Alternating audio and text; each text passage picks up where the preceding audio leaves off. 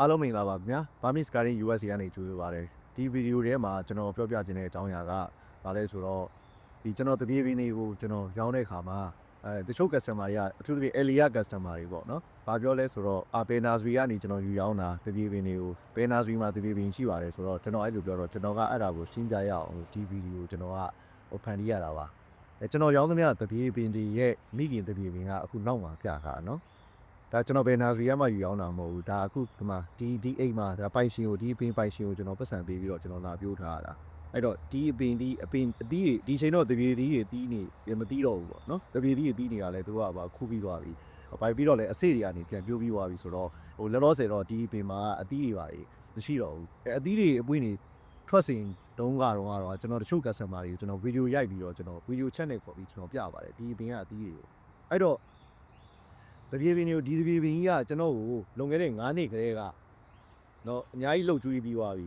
ဒီအပင်ပိုင်ရှင်ကလည်းပတ်စံနေအများကြီးရထားပြီးသွားပြီလွန်ခဲ့တဲ့9နှစ်ခရဲကတပြေးပင်ကကျွန်တော်ရဲ့ Burmese Skyline USA မှာ parcel ပင်မှာတနေ့ကိုတပြေးပင်ပေါင်းမြောင်ရစွာကျွန်တော်ရောင်းရပါတယ်တစ်နှစ်ပတ်လုံးရောင်းရပါတယ်ရောင်းရသမျှတပြေးပင်တွေအားလုံးကဒီတပြေးပင်ကနေထွက်တာပါနော်အဲ့တော့ကျွန်တော်ပြောပြချင်တာကဒီတပြေးပင်ကနေကျွန်တော်ကတပြေးပင်ကို version ပေါင်းစုံထုတ်တယ်version ပေါင်းစုံဆိုတာကအစိအပေါက်တွေလည်းကျွန်တော်ရောင်းတယ်တပင်$35တို့ဟလာ$45တို့လာ$85အထိကျွန်တော်ရောင်းတဲ့ size တွေရှိတယ်ဒီကျွန်တော်တည်းရမကတဲ့ဒီအပင်ကြီးတွေနော်အဲ့ဒါတွေကတော့အစိအပေါက်တွေကိုအကြာကြီးပြိုးပြီးတော့တပင်ကအစိကနေပေါက်တာလွယ်တယ်ဆိုပေမဲ့အကြာကြီးပြိုးရပါတယ်အဲ့တော့ဒီတပင်တွေကိုကျွန်တော်ကပြိုးတဲ့အခါမှာသူ့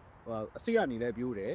နော်ရေထဲကိုဖြတ်ပြီးတော့ရေထဲကိုဖျားညောင်ရိုးထဲမှာထိုးဆိုင်ရင်လည်းသူကအမြင့်ထွက်တာလည်းထွက်မထွက်တာလည်းမထွက်ဘူးထွက်တဲ့အပင်တွေကနေပြီးတော့အမြင့်ထွက်လာပြီဆိုရင်ဒီအဲ့ဒီအပင်တွေကနေပြီးတော့နော်အဲ့ဒီပင်တွေကိုပန်းဝဲထည့်ဆိုင်ပြီးတော့ပြန်ပြိုးပြီးတော့ရောင်းတာလည်းရှိတယ်နောက်တစ်ခုကဘာလဲဆိုတော့နော်အပင်အကြီးကြီးတွေလိုချင်တယ်ချို့ကလည်း commercial quality တပြေးပင်အကြီးကြီးတွေလိုချင်တယ်ဆိုလို့ရှိရင်နော်ကျွန်တော်တို့ကကြိုမာထားတဲ့လူတွေရှိတယ်အဲ့လိုမျိုး order ကြိုမာထားတဲ့လူတွေဘယ်လိုလုပ်လဲဆိုတော့အဲ့ဒါကြီးကြတော့အသီးသီးနေတဲ့အပင်ကိုအကိုင်းတွေကိုနော်ဒီအသီးသီးနေတဲ့အပင်ကအကိုင်းတွေကိုကျွန်တော်ကမိကြီးမြေဩဇာနဲ့ထုတ်လိုက်ပြီဆိုရင်အမြင့်ထွက်လာလို့ရှိရင်အသီးသီးနေတဲ့အပင်ကအကိုင်းကအမြင့်ထွက်လာတာဖြစ်တဲ့အတွက်ကြောင့်မို့တပြေးပင်ကမြန်တီးတယ်ခင်ဗျ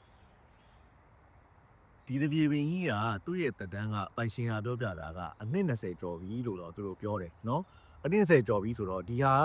ာကတက်တန်းကလည်းတော်တော်နင်းဖြစ်နေပြီနော်တပြေးပင်ကအကြီးဖြစ်နေပြီတက်တန်းကလည်းရင်းနေပြီအဲ့တော့ကျွန်တော်ကဒီချန်ကိုလာရင်ကျွန်တော်မိုင်းခုလိုပဲเนาะသူတို့ကလေကားထောင်ပေးထားတယ်ဗျာကျွန်တော်เนาะအပင်ပေါ်ကိုတက်တယ်ပေါ့ဗျာเนาะအပင်ဟိုမှာတက်ပြီးတော့ကျွန်တော်ကိုင်းနေထုတ်ထားတာဒီလိုထုတ်ထားတာခင်ဗျအရင်တစ်သုတ်တုန်းကအကိုင်းနေထွက်ပြီးသွားပြီအခုဒါနောက်တစ်သုတ်ကိုထပ်ထုတ်တာဗျာတပြေးပင်ကသူကတစ်နှစ်လုံးဘယ်ချိန်ပြုတ်အမြင့်ထွက်တယ်ခင်ဗျအခုနောက်မှာတွေ့ရတယ်ကျွန်တော်တို့ကဒီတပြေးပင်နှစ်ပင်ပေါ့15ဘာသာဦးထဲမှာဒီမှာတစ်ပင်ရှိမယ်ကိုကမှာတစ်ပင်ရှိမယ်ဒါတပင်ကို10ပေစီရင်းတယ်ပေါ့အဲ့ဒီတပြေးပင်နှစ်ပင်ကကျွန်တော်ခုနပြတဲ့မိခင်သူတို့ရဲ့မိခင်တပြေးပင်ကြီးကနေပြီးတော့နော်တပြေးပင်ပေါ်တက်ပြီးတော့အကိုင်းတွေကိုအမြင့်ထွက်အောင်ကျွန်တော်ကနော်ကိုင်းထုတ်စီးပြီးတော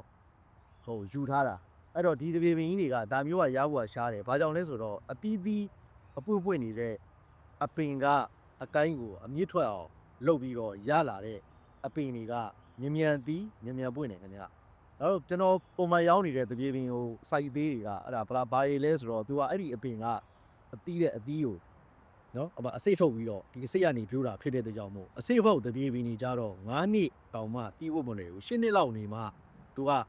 အသီးအပွင့်တာမျိုးပါအဲ့တော့ဒီတပြေးညိုတွေကဒါအသီးဖို့ဆိုရင်သူ့အသီးမြန်တီးကျင်တယ်ဆိုရင်ကျွန်တော်ကဘယ်လိုလုပ်လဲဆိုတော့အခုလိုမျိုးကိုင်းထုတ်ပြီးတော့တီးနေတဲ့အပင်ကြီးနော်ဒီအပင်ကြီးကနေပြီးတော့ကိုင်းထုတ်ပြီးတော့နော်အမြင့်ထွက်အောင်လုပ်ပြီးတော့ဒီတိုင်းနေကောင်းထဲမှာစိုက်တော့ဒီပင်တွေကဒါ10နှစ်စောင့်စရာမေးရကျွန်တော် channel မှာက